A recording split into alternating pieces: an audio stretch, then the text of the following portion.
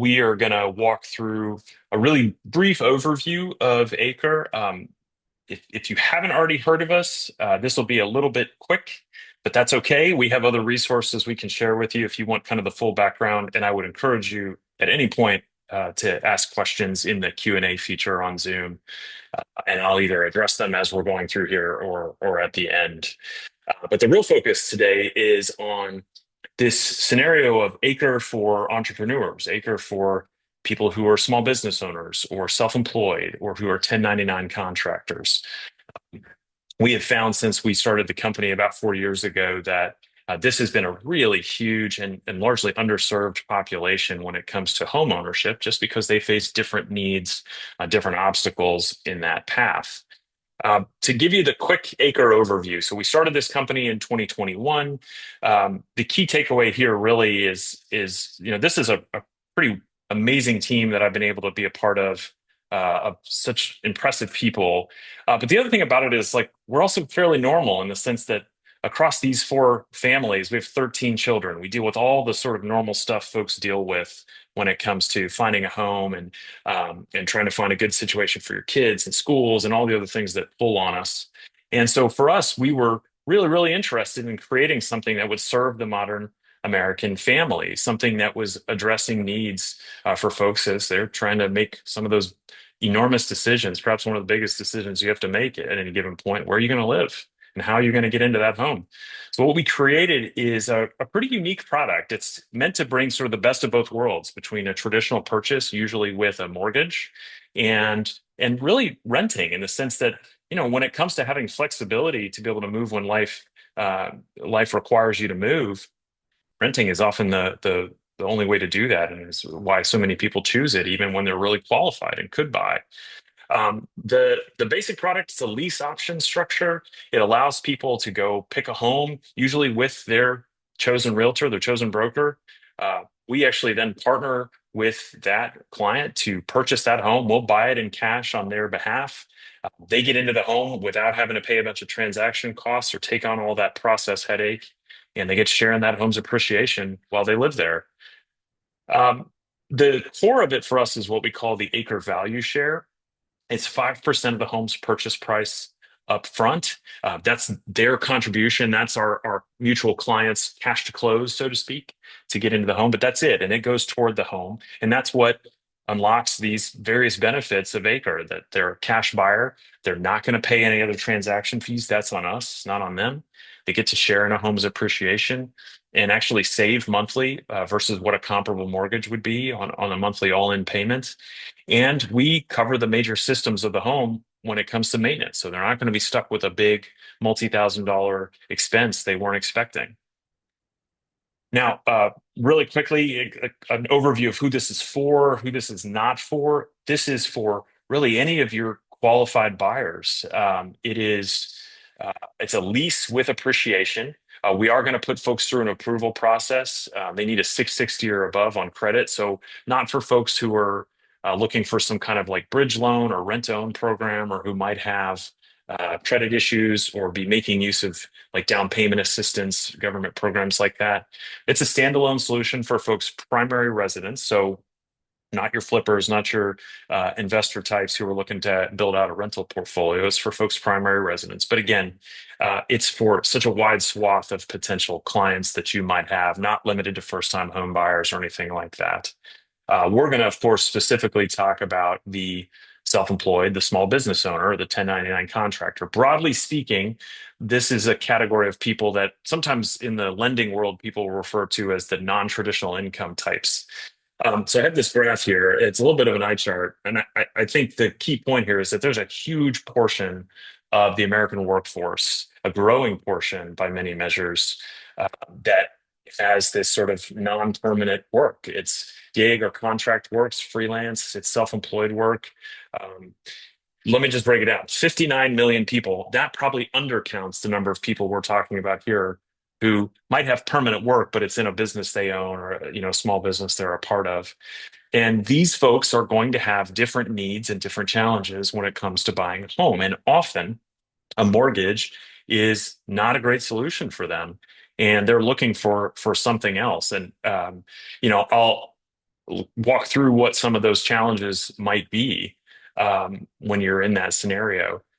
What makes it tough is sometimes, particularly if you're a 1099, you might have really lumpy income. It doesn't come regularly every month. I will tell you just personally, my wife falls into this category. She does very well for herself, but her income's really concentrated in a couple months of the year. And a lender would probably look at her last few tax returns and just say, "What in the world?" Or look at her bank data and say, "What do you actually make in a month?" And that'd be a challenge for her. We have the 2 year rule. Usually folks are looking for consistency for at least 2 years between 1099, W-2, whatever it is. And for a lot of folks, even if they've been really consistent in a line of work or if their income has been consistent, if they've made changes from year to year, from a W-2 status to a 1099 status, even with the same company, um, that means that they're higher risk for a lender. There's the tax deduction hassle. We see this a lot where people come to us and say, "Hey, I take so many deductions for my business. It looks like I don't make any money, but I'm doing fine." And so they're being told by a lender, "If you want us to underwrite you, then you need to go amend your taxes." Well, that can be a little bit of a hassle. It might impose some additional tax burden on you. Sometimes, even if you get through all that, there'll be a higher credit minimum just because of your income status. And debt to income can be a little tricky.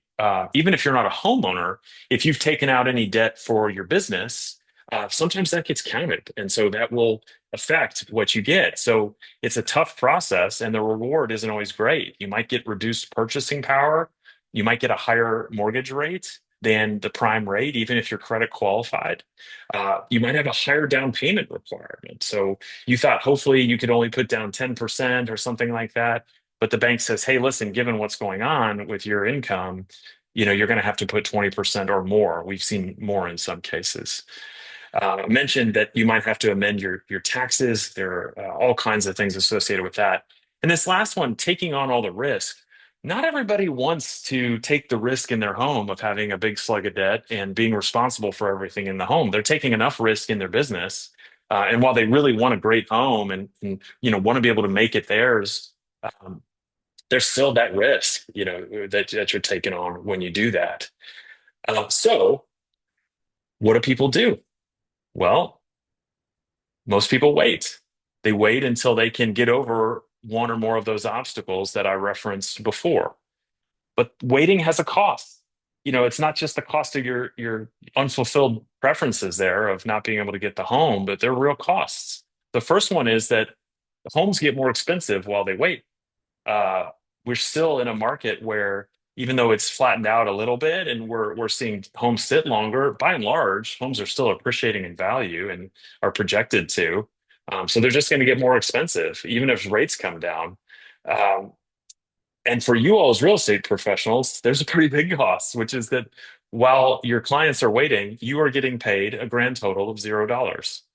Uh, and that stinks. That stinks. It's really hard to build your own business when everyone's sitting and not getting up as the music plays and switching chairs in this big game of musical chairs. So we need other solutions. We need other ways of getting folks into homes. Um, Now the key here for Acre for entrepreneurs, 1099 folks, the whole category again of what we might call non-traditional income. It gives folks a better option, a different way to get into a home. It's a really simple approval process. So we're looking at credit, it's a soft check. We're looking at gross income, and we don't really care if it's from a 1099 or from a small business you own. Um, it's not debt, so we're not going to penalize you in some way on like a down payment requirement or rate or something like that. And for those who are concerned about, really optimizing for their finances for their business, not their home, not having debt in their home can be really, really helpful. It's only 5% up front. And that means that if you had saved up more, you can be reinvesting in your business or elsewhere in your life and still get the home you want. You get to share in the home's appreciation. You're not going to take on a bunch of transaction costs on the buy or sell. And that means you do get a really good financial outcome. Our North Star as a company has always been that over a 3 to 5 year period, this needs to not just be convenient, not just be a better experience, but truly a better financial outcome than a comparable mortgage. And that's the standard we hold ourselves to. Of course, it's also flexible. It's not dead. It's a lease option structure. That means you can pick up and move when life changes, or you could decide that you want to stay in this home forever, and that's totally fine too. Go get a mortgage later once you have that sense of certainty. Of course, for you all, again, as real estate professionals, the big difference here too is that you get a buyer commission. This is a sale to a client who was otherwise going to have some issues, either getting through approval through really no fault of their own, or just getting over that mental hurdle of taking the plunge of buying a home.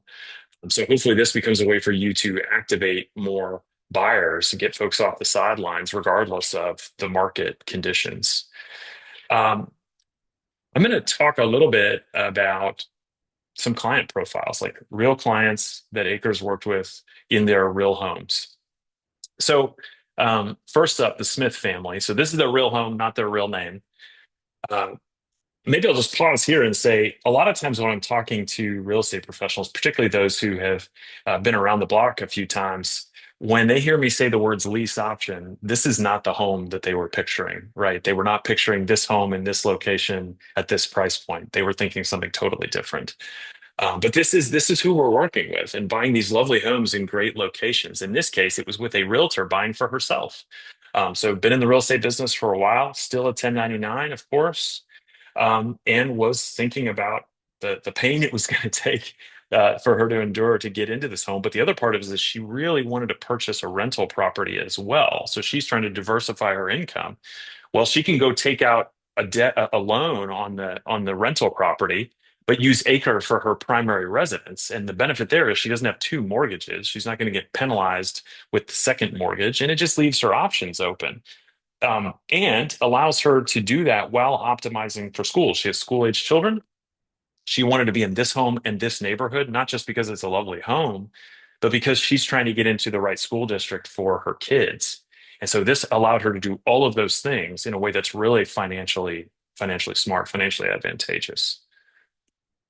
Next up, we'll talk about the Thomas family. Again, beautiful home in on the north side of Atlanta, there in Ackworth.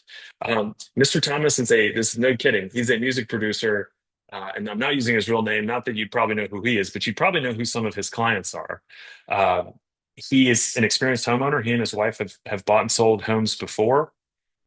They had a home. They were coming from home ownership when they decided to work with us to buy this home. And for them, it was they just needed to move out of that home because it was a lovely home, but it was in the wrong place, and it was not a quiet place for them to do their work.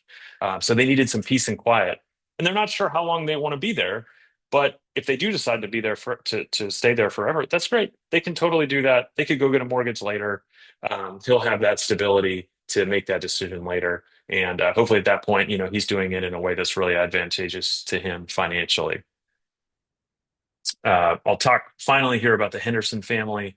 So, again, lovely home, not the price point probably most folks are thinking about when they're hearing things that are not a mortgage. But here in Cary, North Carolina, not too far from where I'm sitting today, which is a super desirable, super sought after area just for the quality of life and the schools and everything there.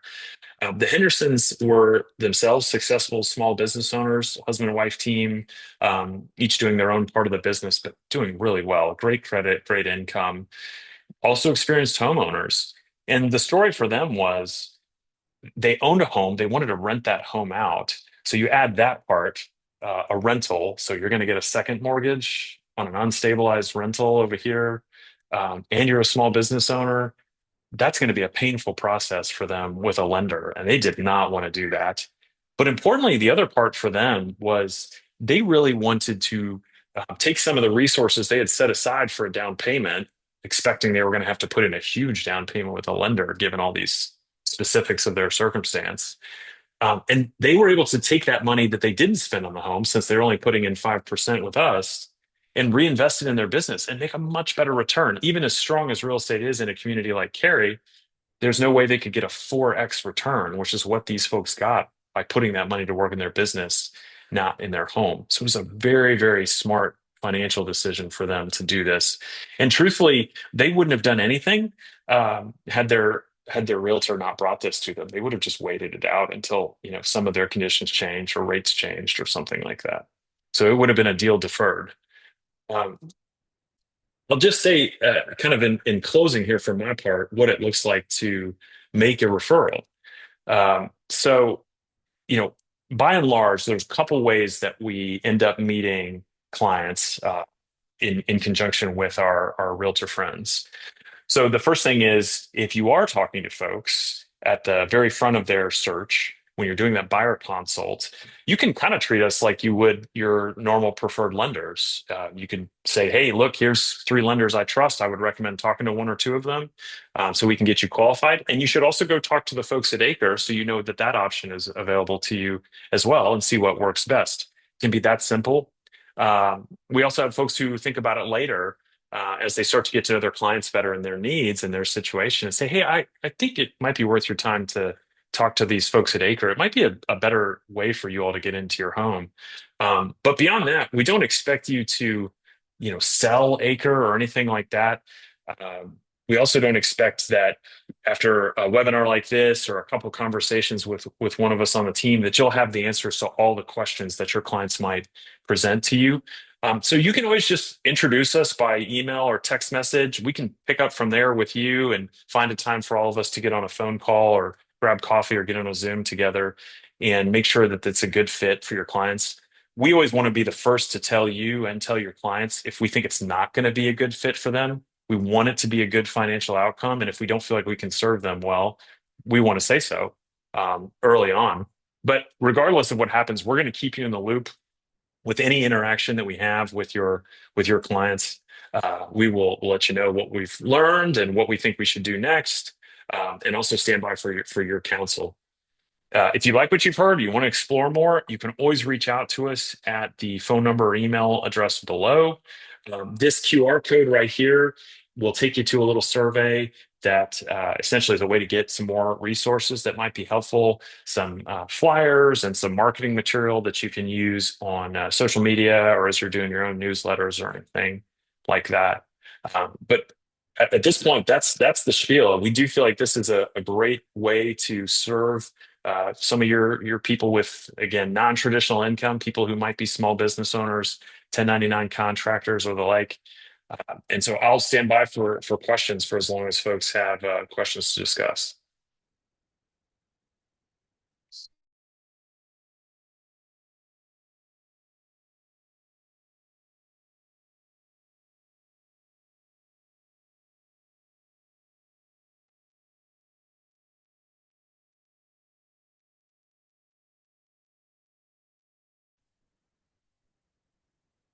And if you're wondering how to ask a question, you should see a Q&A feature in the toolbar with Zoom and be able to do it that way.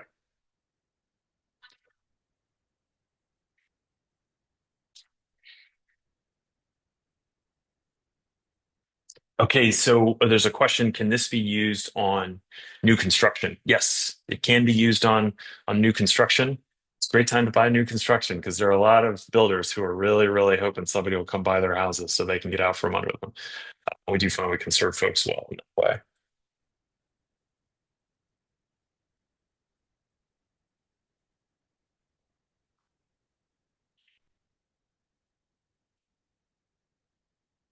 But what number do we text for the intro? You can use this number right here. Um, this is our general number, but you can call or text. And then from there, we can direct you to whoever the lead is for that market. So if you're in North Carolina or Georgia, you'll talk to a real human who's in charge of that market.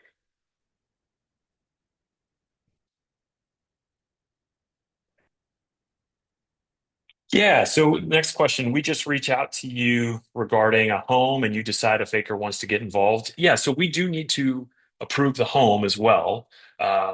In general, what we're looking for there are homes that are well positioned to appreciate in value. So, good neighborhoods, and that they're going to be a good living experience. They're not going to be a constant maintenance headache.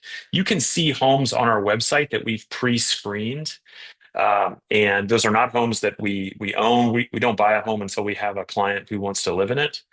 But yeah, you can if you don't see a home that you guys are looking at, maybe you and your clients, or if you have a listing and you want to know if it would be something Acre would buy, you can always just call or text or email us and say, "Hey, I've got this home.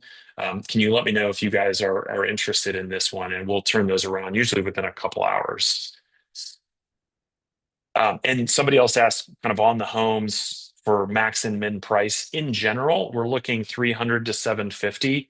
The 750 is a little bit squishy depending on which neighborhood or area we're looking in. I mean, there's some areas where 750 is kind of the starting price for the neighborhood. The key thing for us is we want to make sure we're not buying, the most expensive house in the neighborhood. So that means there's a little bit of wiggle on the top end, but generally speaking, 300 to 750.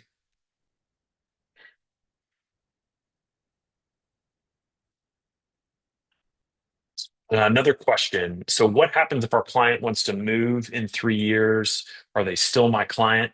Yes, still your clients. We want to be a good partner for you, and that means keeping you abreast of things like, hey, we just heard from Mr.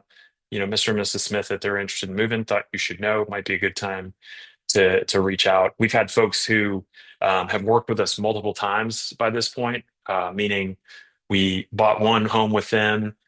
They lived in it for a bit, decided they wanted to transfer to another home, so we bought that one too. And it was the same agent who bought and sold each of those homes, so not a bad deal for the agent involved. How fast can you close? Usually, given that this is a cash transaction, we're closing in about 2 weeks. The only things that limit us there are not process. It's usually just is the seller able to accommodate that fast of a closing, and is that lined up with what our mutual client wants and needs in terms of their closing timeline? Let's see, there's an obligation to buy. There is, so you don't have to buy the home you're sitting in for this to make sense financially.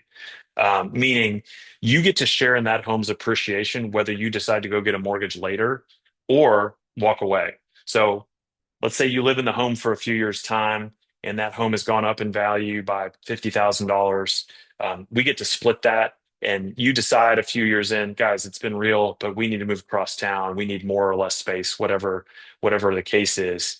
Then that's totally fine. We split the appreciation. We hand you back the value share you put in up front, and you take it with you to whatever's next. Or you could say, guys, love this home.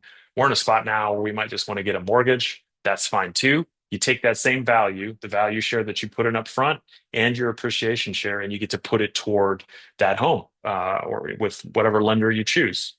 So there's no obligation to buy this home. The next question I see is how long can they lease? So folks will sign an initial 3-year agreement. If they decide they need to leave before then, they can. There's a little bit of a, like, we'll recoup some of our transaction costs at that point, but they can also stay longer. When they get to the 3-year mark, if they say, yeah, we're not ready to do anything, we just want to stay, that's fine. They can extend beyond 3 years if they want to. Appreciate the questions, everybody.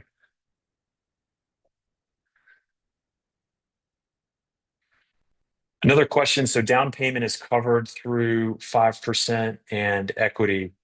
So it may be, and I think what the context of the question here, I think, is if they decide later on that they want to go get a mortgage, um, they'll want to put a down payment toward that mortgage. Is that down payment covered by the 5% they've put in up front with us and their appreciation share? Could be. It's really up to them. At that point, we're not the lender, so they can bring whatever lender they choose. Some people will choose to put more in up front.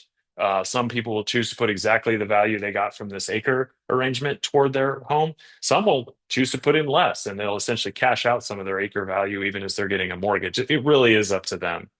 We don't tie their hands on that at all. Next question. Do you have documents to share with our buyers? Absolutely. If you have buyers who are thinking about this, just reach out. I'm happy to share example agreements. And they'll be different depending on the market, if it's North Carolina or Georgia, just given some of the specifics of each state. But happy to share that for folks to review.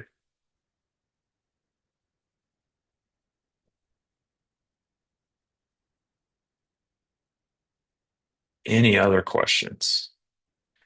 How long does it take to get approved?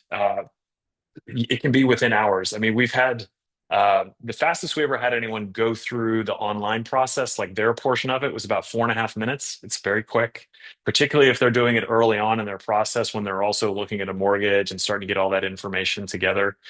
It's a soft credit check, so it doesn't hurt them to try, and there's no application fee. But we usually tell folks 10 to 15 minutes to do their portion online, and then uh, we'll do our own review of everything they shared. Within 24 hours, we're going to come back either with an answer of congrats, you're approved, or just a clarifying question. We've done it in as little as a couple hours if that's what folks needed to do because they were ready, they had the home and everything else. So pretty quick overall, and that approval is good for 90 days. So if they are at the early part of their search and they hadn't found the home, that's fine too. They can take their time.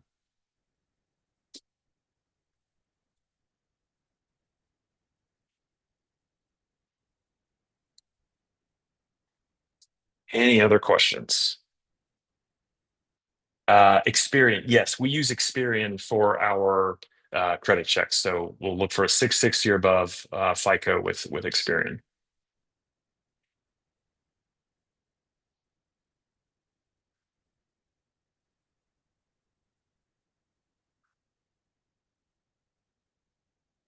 All right. Well, if you do think of questions you wish you'd asked, or if something comes to you later while you're on your way home, um, please feel free to reach out. Please give us a shout anytime, phone, email. You can reach out through that QR code or right on our website, acrehomes.com, and we'd be happy to chat and figure out how to serve some clients together. For now, I hope everybody has a great rest of your day. Thank you.